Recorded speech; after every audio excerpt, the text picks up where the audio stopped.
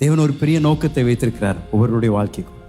நம்ம வாசித்த வசனத்தின்படி சங்கீதம் 37 அதிகாரத்தில் ஆண்டவர் நம்மளுடைய பாதையை தேவன் நடத்த பிரியமாயிருக்கின்றார்.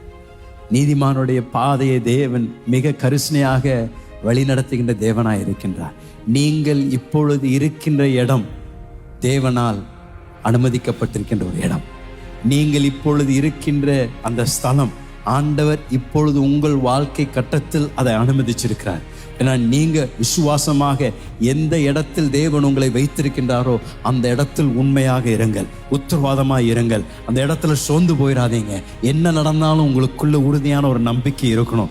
ஏற்ற நேரத்தில் காலங்கள் நிறைவடையும் பொழுது தேவன் தம்முடைய வாக்கு தத்தங்களை என்னுடைய வாழ்க்கையில நிச்சயம் நிறைவேற்றுவார்.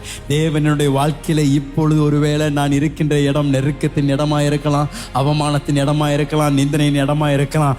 ஆனால் என்னுடைய தேவன் என்னோடு கூட இருக்கின்றபடியால் அந்த அவமானத்தின் இடத்தை கனத்தின் இடமாய் தேவன் எனக்கு ஒரு நாள் மாற்றுவார். எந்த இடத்தில் நான் நிந்தையை சந்திக்கின்றனோ அதே இடத்தில் என்னுடைய தலையை உயர்த்தி தேவன் அவருடைய நாமத்தை கனப்படுத்த வல்லவராய் இருக்கின்றார். ஆகையால் என்னை வைத்திருக்கின்ற இடத்தில் தாவீதை போல நான் உண்மையாக இருப்பேன். ஏனால் தேவன் அவருடைய நோக்கங்களுக்காக என்னை ஆயத்தப்படுத்தி கொண்டிருக்கின்றார் என்று அந்த உறுதி நமக்குள் இருந்ததுன்னா, ஐயா உங்களை பார்த்து சொல்றேன், ஆண்டவர் நிச்சயம் உங்கள் வாழ்க்கையில அற்புதங்களை செய்து நீங்கள் எதிர்பாராத விதங்களில் தேவன் உங்களை நடத்த வல்லவராய் இருக்கின்றார்.